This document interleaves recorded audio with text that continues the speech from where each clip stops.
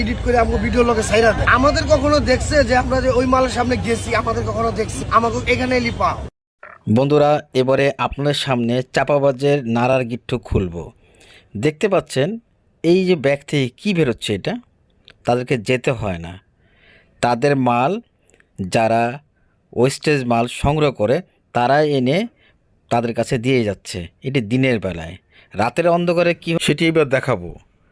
তারা দিনের বেলায় যদি এভাবে সংগ্রহ করে এবং তাদের এই ঝুটা মাংসগুলি দেখেন প্যাকেটে ভরে ভরে নিয়ে এসে দেয়, রাতের বেলায় তারা গরম পানি করে এগুলিকে সুন্দরভাবে ওয়াশ করে সাজিয়ে রাখে। পরের দিন ভোরবেলায় এদের কাছে পৌঁছে দেয়। এটাকে গরম করে তারপরে তারা 4টা-5টার দিকে এনে এই শাহালি মাজারের সামনে বিক্রি করে।